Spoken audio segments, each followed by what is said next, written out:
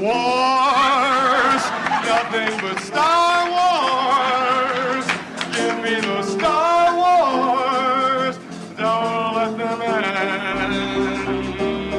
When Bill Murray sang these words as Nick the Lounge Singer, months after the surprisingly phenomenal debut of Star Wars in 1977, it's likely nobody thought the film would generate 3 trilogies, multiple successful TV shows, merchandise juggernaut worth billions of dollars, and a franchise that has managed to persist in the zeitgeist for an impressive 40 years, with absolutely no signs of slowing down. In a little over a week, the first anthological Star Wars film will hit theaters. Nope,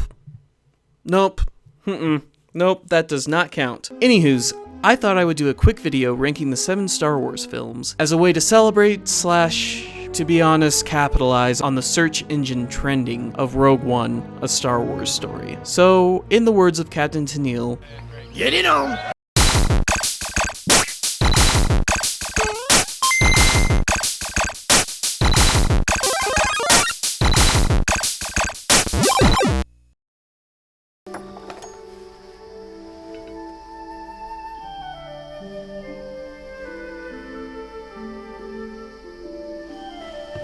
If Master Obi-Wan caught me doing this, he'd be very grumpy. Coming in at the bottom of the pile is the only Star Wars film that I personally really have a hard time seeing any redeeming qualities in. Attack of the Clones, which is easily the worst, as in least applicable, title for a Star Wars film. The more correct title would be Star Wars Episode 2, Anakin's Kind of a Rapey Creep. Oh yeah, also clones. Seriously, at least half of the movie is Anakin undressing Padme with his eyes, or saying really unnatural creepy lines. Please don't look at me like that. Why not? It makes me feel uncomfortable. Sorry, milady.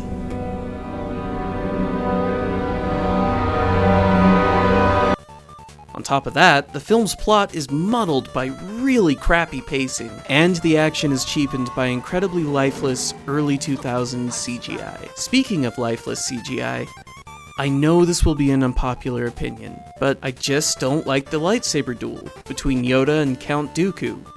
Or Darth Tyrannosaurus. Friggin' Darth Saruman. I don't care what his name is. Anyway, I understand why Yoda has to fight with a lightsaber, since being skilled with one is kind of a defining feature of a Jedi Knight. This is the weapon of a Jedi Knight. Not as clumsy or random as a blaster. I guess I just don't think jumping around like a little green goblin hopped up on crack cocaine is really befitting of the noble Jedi Grandmaster. Cocaine's a hell of a drug. But that's just me. The Senate is full of greedy, squabbling delegates. There is no interest in the common good.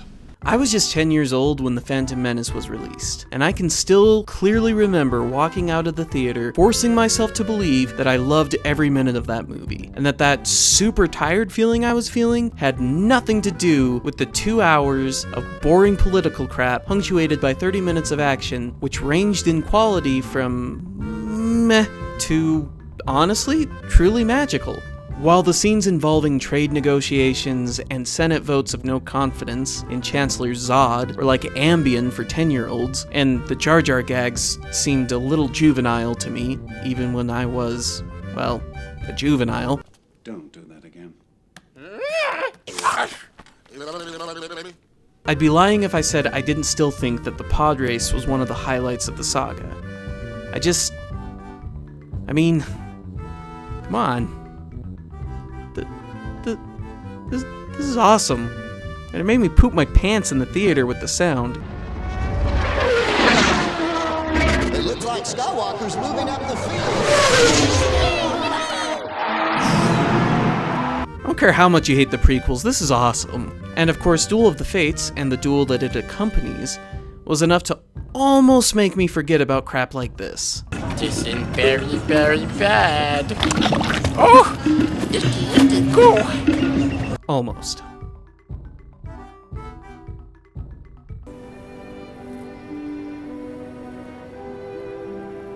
You're so beautiful. It's only because I'm so in love.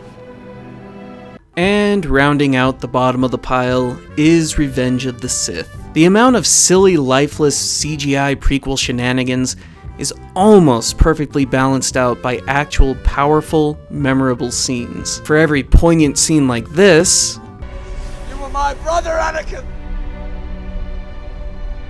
I loved you! there's one of these.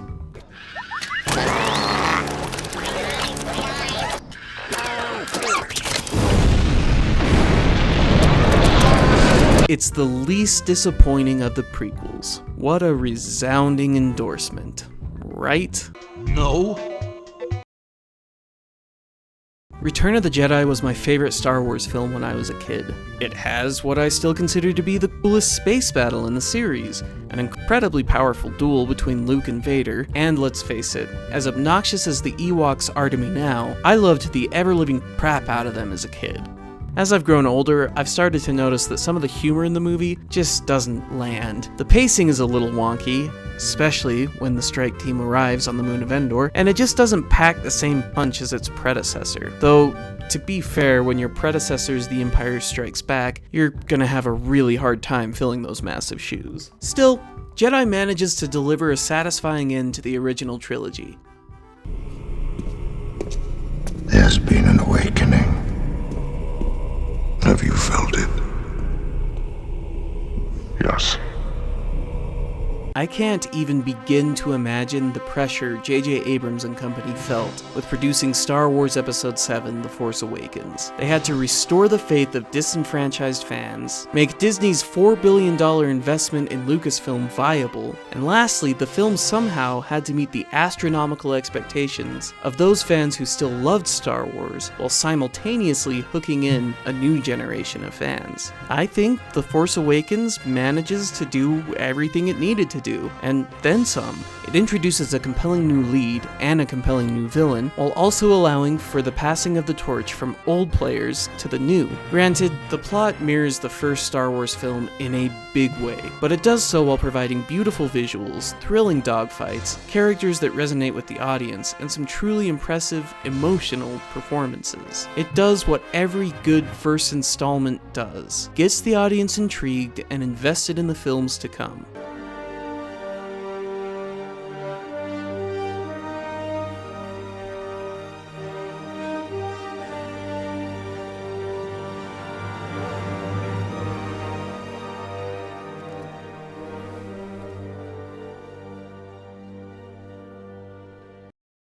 Okay, so I'm going to announce the runner-up, and I need you to be calm while I announce this. Coming in at number 2 as my runner-up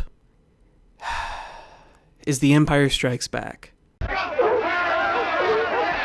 Okay. I know. Put down the pitchforks. Hear me out before you kill me, mob style. The Empire Strikes Back is widely considered to be the best Star Wars film, and understandably so. It manages to expand on each of the heroes' characters from the previous film, while taking them on a much darker, more nuanced journey.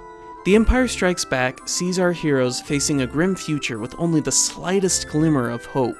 Han has been frozen in carbonite and is on his way via Boba Fett to Jabba the Hutt's palace to hang as a decoration. Luke has not only suffered defeat at the hands of Vader, which also resulted in a lost hand, he's also had a very painful realization about who his father really is.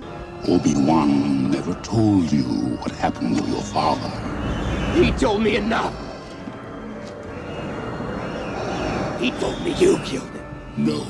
And by the way, if you don't know what that realization is, you should probably start watching movies. They're a lot of fun. By film's end, the audience is 100% invested in Luke, Leia, Lando, and Chewie, and we feel the sadness and despair they feel, and yet marvel at the optimism they have for their future plans. It's what makes the movie so powerful. It plays to the failures that we've had in our own lives and allows us to sympathize with the heroes. Now, with all that gushing out of the way, let me just point out one thing that keeps Empire from being the best film in the series. Pacing. I know I've mentioned pacing like 3 times now in this video, but pacing is so important. 3/4 of Empire Strikes Back are paced perfectly. It's that third quarter of the movie, right smack dab in the middle, that sags a little bit. I'm talking about all that time spent in the asteroid cave. You can't see me, but I'm making quotation marks with my fingers, which is basically only there to develop the romance between Han and Leia. A romance which feels just a little forced at points, though it does manage to recover at the end of the film, setting up one of my favorite film lines ever. I love you. I know.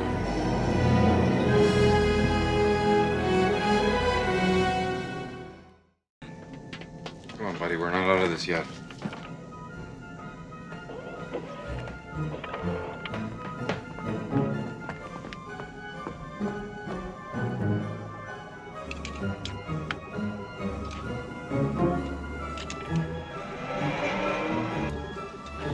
You in, kid? Okay, stay sharp.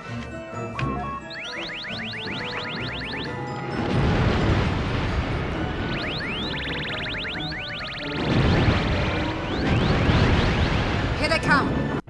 It's very difficult for people like me, who were born 10 years after Star Wars was released, to understand how much of a revelatory innovation this film really was. Because every big blockbuster that has been released in my lifetime was influenced heavily by this film. And rightfully so, it's a masterfully done film. In the very first shot, George Lucas establishes how small and vulnerable the rebellion is, and how big and powerful the Empire is, all in a matter of seconds, thanks to some very clever visuals. In fact, I would say that George Lucas is at the top of his form throughout the film. He managed to not just create a world that looked lived in and real, but an entire galaxy. Not to mention all of the incredible special effects, which rivaled Kubrick in terms of technical accomplishment.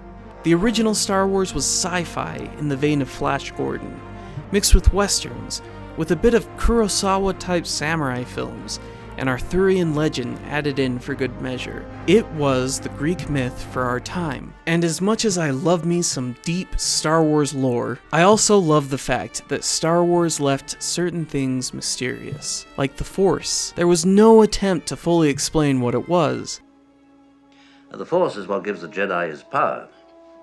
It's an energy field created by all living things. It surrounds us and penetrates us. It binds the galaxy together. The important thing about the Force is not the particulars of how it works, but rather the effects it has on all living things. In a galaxy filled with mundane things like farming, scummy things like cantinas, and vile things like the Empire, there is a higher power that, if one trains and is disciplined enough, could guide the galaxy to become something greater. I think we all secretly hope there is some greater force, whether that higher power be some sort of deity, a spiritual connection to the universe, or belief in human intellectualism and our ability to become better as a species, that can elevate the real world, a world filled with mundane, scummy, vile things. And Star Wars, like any good fantasy, awakens that hope within each of us. It truly does offer a new hope.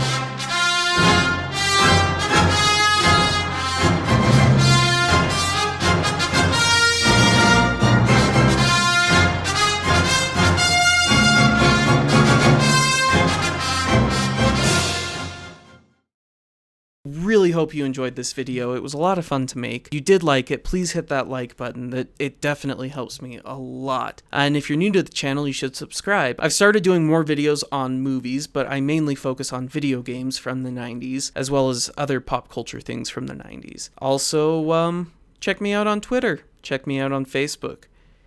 I don't know. That's all I gotta say. May the Force be with you, I guess.